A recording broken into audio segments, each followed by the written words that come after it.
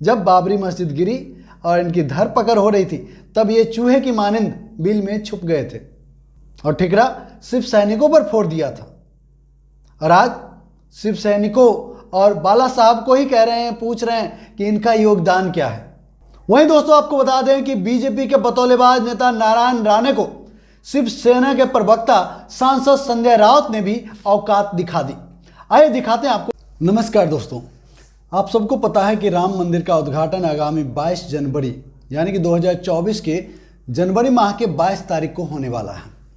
यह खबर सुनते ही भारतीय जनता पार्टी के खास करके गली छाप नेता, जिनकी अपनी कोई औकात नहीं, कहा जाता है ना मोदी लहर, उसमें खिंचा के जीत जाते हैं। खास करके ऐसे नेता बौड़ा से गए हैं। ताज़ा मामला महाराष्ट्र का है। यहाँ बीजेपी नेता नारायण राणे अलग ही नशा में हैं। दरअसल राम मंदिर समिति या फिर कहें बीजेपी की तरफ से हजारों लोगों को मंदिर उद्घाटन के अवसर पर आने का न्योता दिया गया है और इस न्योते की लिस्ट में महाराष्ट्र के पूर्व दिग्गज नेता, हिंदूवादी नेता बाला साहब ठाकरे के परिवार में किसी को न्योता नहीं दिया गया है राम मंदिर उद्घाटन कार्यक्रम में आने का। इसको लेकर ये नेता, जो बीजेपी नेता है नारायण राणे, ये गाहे बगाहे चरस बो रहा है। इसकी पराकाष्ठा आपको इस बात से पता चल जाएगी कि चूंकि उद्धव ठाकरे पूर्व मुख्यमंत्री रह चुके हैं महाराष्ट्र के, इसके बावजूद ये नेता, नो डाउट नारायण राणे भी एक संवैधानिक पद पर सांसद हैं बीजेपी से, लेकिन जिस तरीके से पूर्व मुख्यमंत्री को पागल करार देते हैं, अब आप समझिए कि ये किस स्तर के, इनकी मानसिक स्थिति क्या है। जो लोग दूसरे व्यक्ति को, जो आज भी विपक्ष का एक प्रमुख नेता है, प्रमुख चेहरा है, इसके बावजूद उस व्यक्ति को पागल कह देना, वो भी सार्वजनिक मंच से।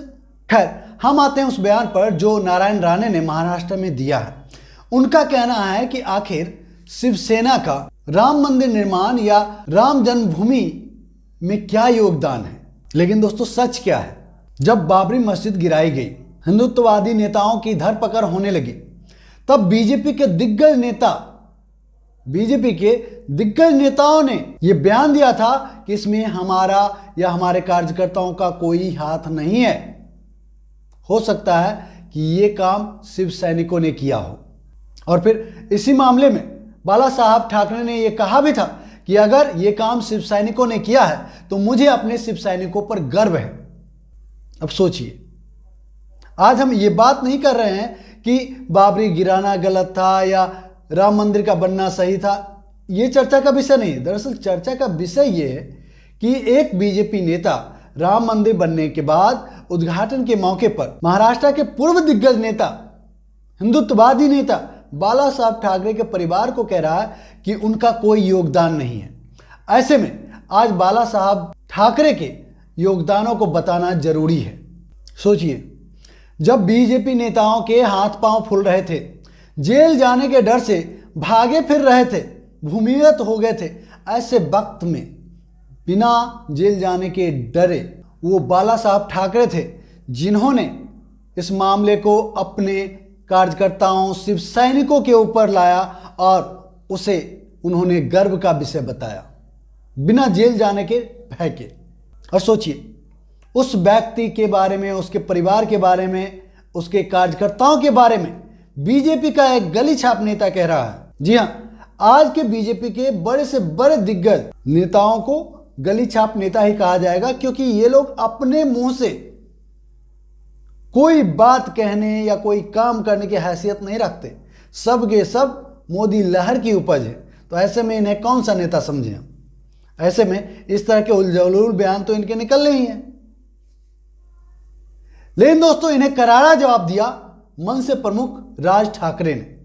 उन्होंने एक ट्वीट किया था, उसे रीट्वीट के माध्यम से महाराष्ट्र और देश की जनता भी भारतीय जनता पार्टी के मुंह पर मार रही है।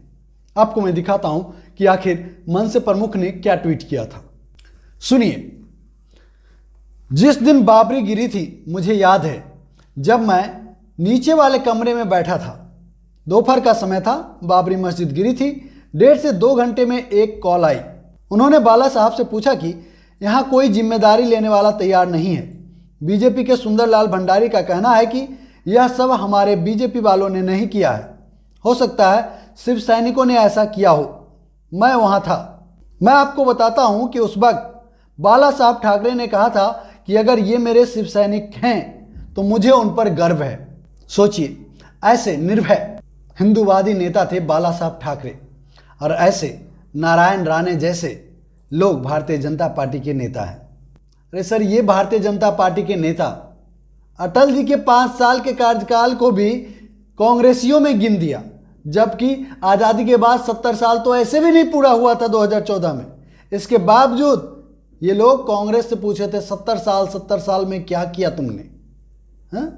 अपने सबसे बड़े नेता और एक लौते प्रधानमंत्री श्री अटल बिहारी वाजपेयी जी के कार्यकाल को भी इन्होंने तिलांजलि दे दिया।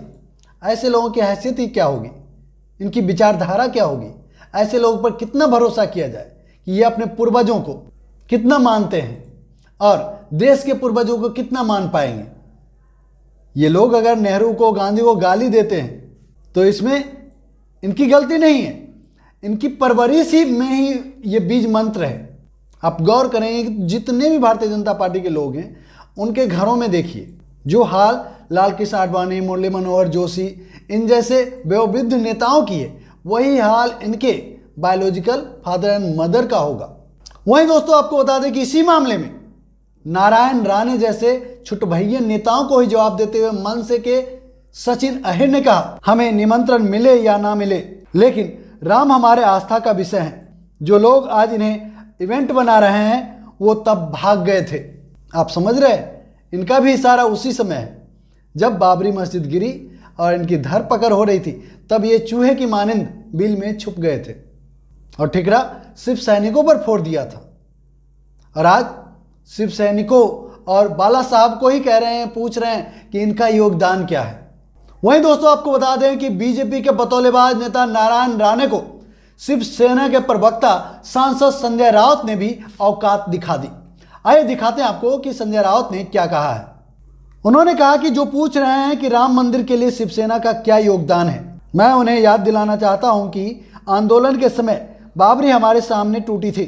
जो आज खुद को योद्धा समझते हैं वो तो वहां से डर कर भाग गए थे। वहां शिवसेना के लोग डटे थे। ये लोग भगोड़ा हमसे क्या पूछेंगे योगदान। हिंदुत्व के मैदान के भगोड़े हमसे सवाल ना पूछें। ये कहना है शिवसेना के संजय राउत का।